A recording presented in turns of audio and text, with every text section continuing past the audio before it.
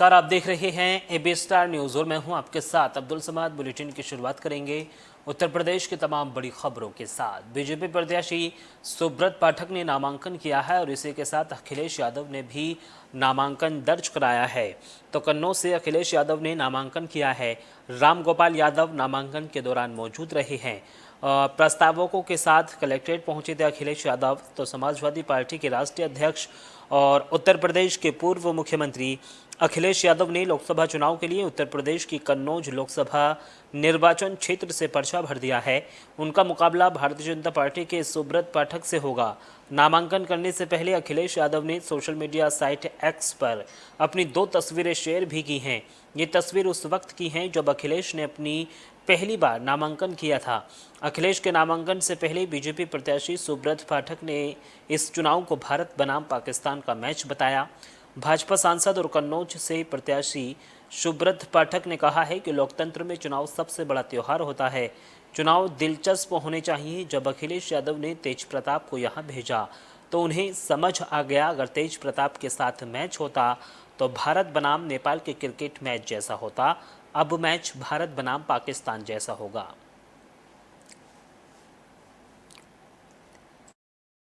राम गोपाल यादव और उनकी पार्टी सांप्रदायिक, जातिवाद और परिवारवाद की पाठशाला से निकली हुई है और ये विनाश की राजनीति करने वाले लोग हैं और ये लूट, आतंकवाद, भ्रष्टाचार को बढ़ावा देने वाले लोग हैं। अभी आपने कहा जैसे पाकिस्तान और हिंदुस्तान के बीच अब मैच है, कौन पाकिस्तानी है कौन हिंदुस्तानी है?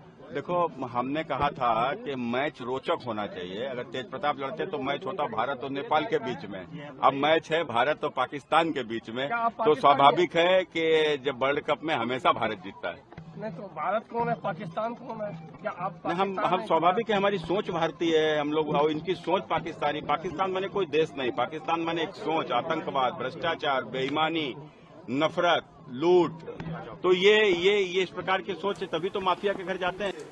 खबरों में आगे बढ़ेंगे। स्वर्गीय हेमवती नंदन का आज जयंती कार्यक्रम था और उनके इस जयंती पर मुख्यमंत्री योगी आदित्यनाथ ने भी प्रतिमा पर माल्यार्पण किया है। सीएम योगी ने स्वर्गीय बहुगुणा को याद कर ट्वीट किया है। तो यह खबर लखनऊ से है, जहां पूर्व मुख्यमंत्री स्वर्गीय हेमवती नंदन बहुगुणा जी की जयंती के अवसर पर लखनऊ में कार्यक्रम आयोजित हुआ है। मुख्यमंत्री योगी आदित्यनाथ ने पूर्व मुख्यमंत्री हेमवती नंदन बहुगुणा की प्रतिमा पर माल्यार्पण किया। वहीं मुख्यमंत्री योगी आदित्यनाथ ने अपने सोशल मीडिया प्लेटफॉर्म एक्स पर उन्हें याद करते हुए लिखा है कि प्रख्यात स्वतंत्रता संग्राम सेनानी एवं उत्तर प्रदेश के पूर्व मुख्यमंत्री स्वर्गीय हेमवती नंदन बहुगुणा जी की पुण्यतिथि के अवसर पर विनम्र श्रद्धांजलि एवं उनकी स्मृतियों को कोटि कोटि नमन।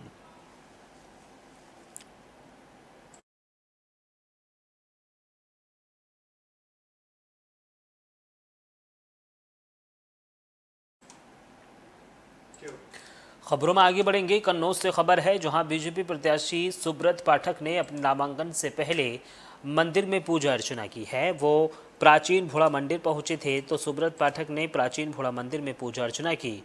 कन्नौज लोकसभा सीट पर इस समय उत्तर प्रदेश की सबसे हॉट सीट बनकर उभर रही है। इसके पीछे की वजह यह है कि यहाँ से खुद सपा प्रमुख अखिलेश यादव ने चुनाव लड़ने का ऐलान कर दिया है। फिलहाल कन्नौज की राजनीति शतरंज की बिसात सी नजर आ रही है। एक तरफ अखिलेश यादव हैं तो दूसरी तरफ भाजपा से मौजूदा सांसद सुब्रत पाठक मैदान में हैं। सपा प्रमुख ने जो है अपने चुनाव को कन्नौज क्रांति का नाम दिया, तो वहीं सुब्रत पाठक ने उस पर पलटवार किया है।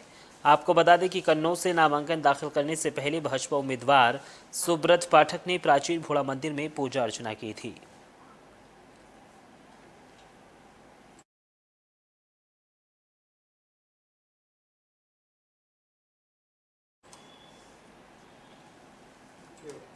खबरों में आगे बढ़ेंगे। जयंत चौधरी का एक बड़ा बयान सामने आया है। उन्होंने कहा है कि जो पश्चिमी यूपी राज्य के बयान पर उन्होंने कहा है कि यह मांग लंबे वक्त से चली आ रही है। किसी सीट पर बसपा लड़ाई में नहीं दिखी तो बीएसपी प्रमुख मायावती के अलग पश्चिमी उत्तर प्रदेश राज्य के लिए काम करेंगे वाले बयान पर आरएलडी प्रमुख जयंत चौधरी ने कहा है कि लंबे समय से मांग चली आ रही है। समय समय पर यह मांग होती रही है कि उत्तर प्रदेश का पुनर्गठन किया जाए उसी संदर्भ में उन्होंने बात रखी है कि लेकिन अभी किसी भी सीट पर बसपा लड़ाई में नहीं दिख रही है।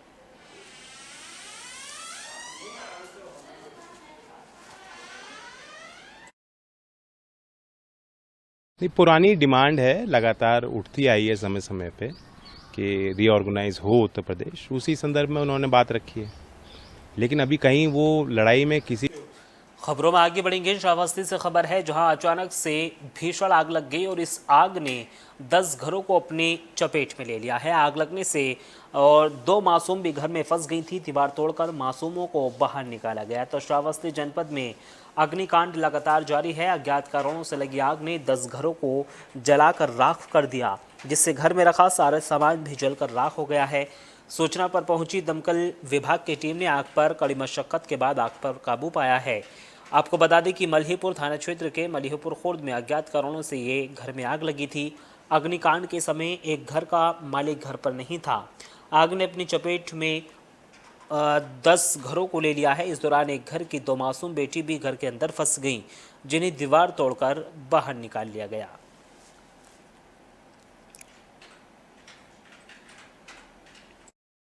लगभग में लमसम में 16 घर शायद जले हैं, शायद 16 घर जले हुए हैं। अच्छा अच्छा, क्या क्या नाम है उनके? किसके?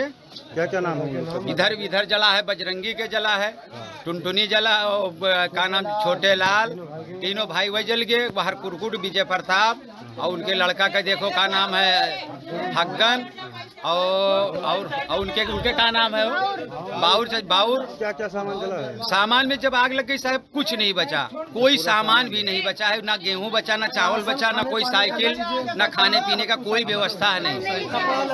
बस साहब उसमें ये हुआ है कि कोई का जान का खतरा नहीं हुआ है। लगभग में लमसम में 16 घर शायद जले हैं, शायद 16 घर जले हुए हैं। अच्छा अच्छा। खबरों में आगे बढ़ेंगे। बलिया से खबर है, जहां एक कार अनियंत्रित होकर पलट गई और इस सड़क हादसे में 4 लोगों की दर्दनाक मौत हो गई। एक युवक गंभीर रूप से घायल बताया जा रहा है, जिसको इलाज के लिए अस्पताल में भर्ती करा दिया गया है। तो यह खबर बलिया से है, जहां भीषण सड़क हादसा हुआ। आपको बता दें कि एक कार अनियंत्रित होकर पलट गई। कार पलटने से 4 लोगों की मौत हो गई। वहीं एक युवक गंभीर रूप से घायल हो गया। घायल युवक को वाराणसी रेफर किया गया है, जहां उसका इलाज चल रहा है। मौके पर पहुंची पुलिस ने शव को कब्जे में लेकर पोस्टमार्टम के लिए भेज दिया है। यह हादसा फेफना थाना क्षेत्र के पास हुआ है।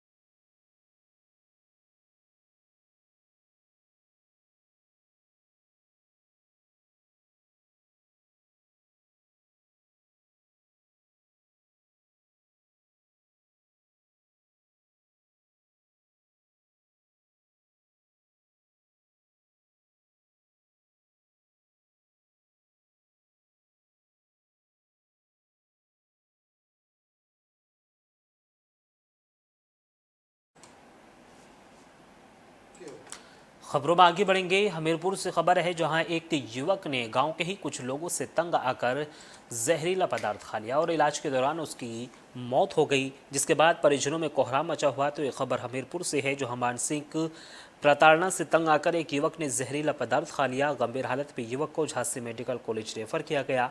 झांसी में इलाज के दौरान युवक की मौत हो गई। आपको बता दें कि जहर खाने से पहले युवक ने एक वीडियो बनाकर सोशल मीडिया पर वायरल किया है। जो वीडियो अब सोशल मीडिया पर तेज़ी से वायरल हो रहा है। वीडियो में जहरीला पदार्थ हाथ में लेकर युवक ने अपनी आपबीती बताई।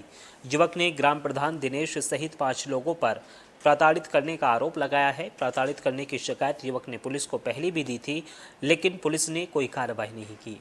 अब परिजनों की तहरीर पर पुलिस ने 5 अभियुक्तों के खिलाफ मुकदमा दर्ज कर लिया है और इस पूरे मामले की जाँच शुरू कर दी है।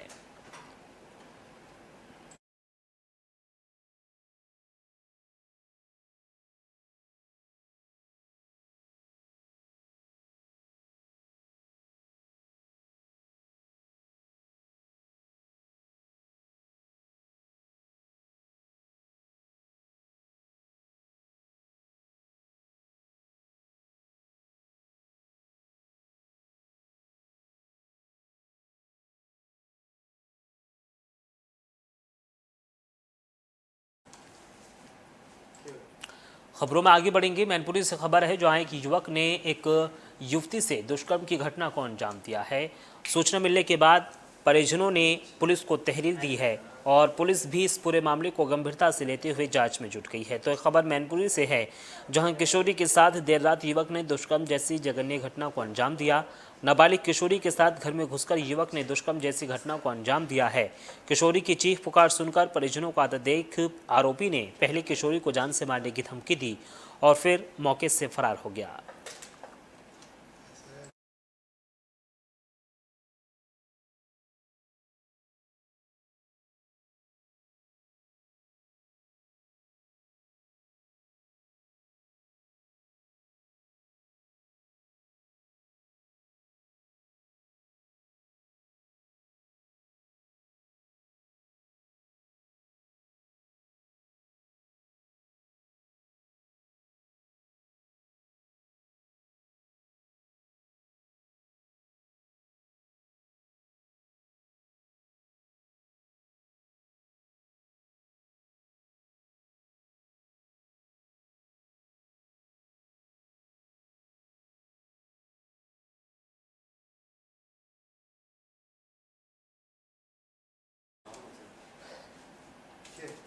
खबरों में आगे बढ़ेंगे। महाराजगंज से खबर है जहां पंकज चौधरी ने अपने आवास पर प्रेस वार्ता की है और प्रेस वार्ता के दौरान कांग्रेस पर जमकर निशाना साधा है।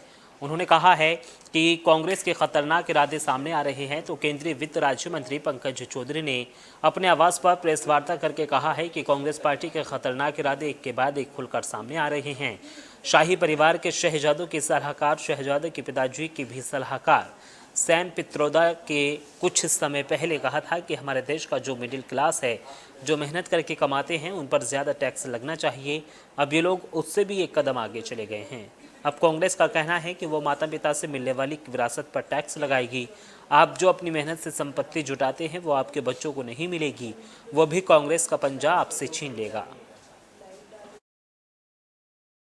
देखिए, प्रधानमंत्री जी कोई भी चीज़ बोलते हैं तो तथ्य के आधार पर बोलते हैं। कांग्रेस का जो मैनिफेस्टो आया है, अगर आप उसमें देखें तो कांग्रेस ने ये घोषणा पत्र में जारी किया है कि अगर हमारी सरकार बनेगी तो हम सभी लोगों के प्रॉपर्टी का सर्वे कराएंगे। उसी को आधार बनाकर प्रधानमंत्री जी बोल रहे हैं। और प्रधानमंत्री जी का जो शंका था, कहीं ना कहीं अगर आप देखें कि 25 अप्रैल को कांग्रेस का एक खतरनाक इरादा, जो कि उनके शहजादे के भी सलाहकार हैं, उनके पिताजी के भी सलाहकार रहे हैं, सैम पित्रोदा का जो बयान आया है कि अमेरिका के तर्ज पर जिस प्रकार से अमेरिका में टैक्स लगता है कि जिनका भी प्रॉपर्टी होता है, अगर मालिकान उनके नहीं रहते हैं, परिवार के मुखिया नहीं रहते हैं, तो उनके बच्चों को संपत्ति नहीं जाएगी। उसमें 55% टैक्स के रूप में सरकार को चली जाएगी और 45% वो अपने पैतृक संपत्ति में अपने परिवारजनों को दे सकते हैं। ये बहुत ही खतरनाक इरादा है,